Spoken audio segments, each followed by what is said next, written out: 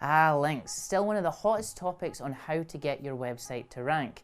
But what is one of the most frequently overlooked link-related assets that gets a lot of websites, they still get it wrong? That's right, it's internal links. Now, let me talk you through how to get your internal link strategy just right so your traffic and revenue charts are going up and to the right.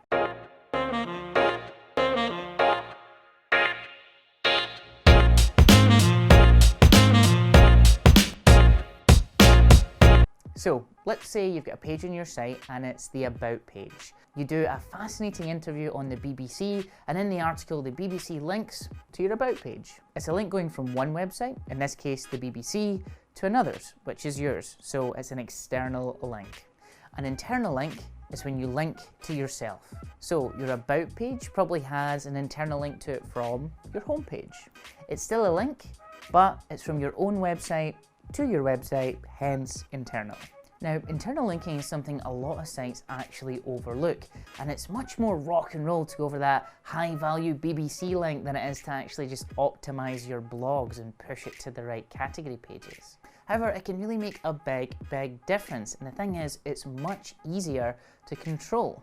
Now, it's probably not going to shift you from like page 10 on Google all the way up to page 1, but spending a little bit of time on this can really have quite a big impact on your rankings. Okay, so how do you get it right?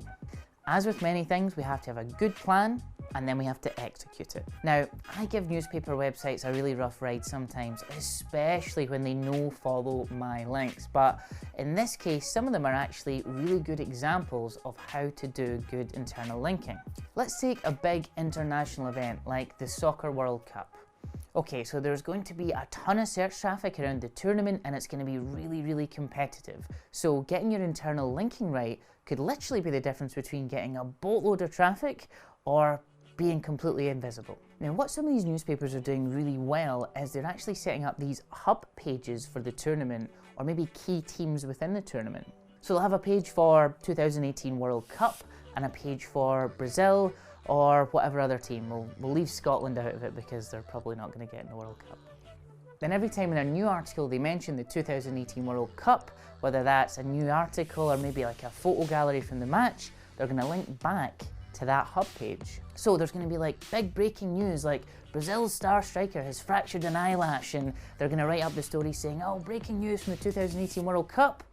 And with that word, they're going to internally link back up to the correct pages. Yeah, so simple enough, right? So if you've done your keyword research, you're going to know whether 2018 World Cup is a more valuable search term to target for the audience rather than World Cup Russia or FIFA World Cup. And using that information, you're going to know which terms to use as your anchor link text. That's the words that are actually highlighted as the clickable part of the link going to all these different articles. Now, with a good plan, you can target multiple search terms too. So for your World Cup page, you can make sure that most of the internal links use the phrase 2018 World Cup.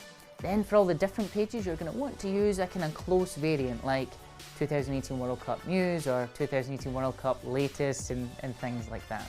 Now, with external linking, you've got to be very careful around anchor text. If you over-optimize and like try and spam it or cheat, you could get penalized or you could just get bumped down the rankings.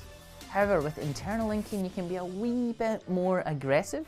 The search engines kind of expect you to use more specific text and more specific terms. So, if you use a blog about the world's best widgets and mention the terrific blue widgets you just happen to sell, you should probably link to that page using the blue widgets anchor text, and frankly it'd be a bit weird if you used anything else. Now, if you've got a company blog, this is often a very good place to start with your internal linking. Lots of companies blog just because they think they should, because maybe their competitors are doing it, but it kind of drives like little to no traffic, and a lot of them are not sure what the point of doing it is. The thing is, internal linking is often forgotten. So if you've got a good blogging strategy, you're probably going to be talking about things you do, like services you provide or some of the stuff that you actually sell. So when you mention those products or services, guess what? You should link to them from your blog to your service page. Now, a great way to unearth some of these opportunities can be to use our old friend, the site search operator.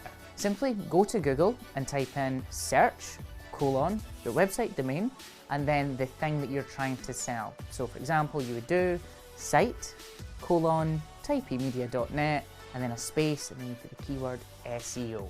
Now that's going to bring you back all the pages on your website where we mentioned the word SEO.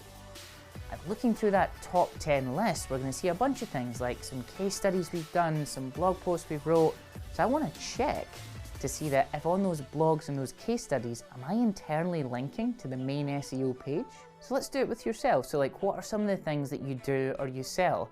And what are the search terms that are actually related to that you want to rank for? Now, if you start combining all these bits of information to build out your internal linking strategy, then you can start putting something really smart into place.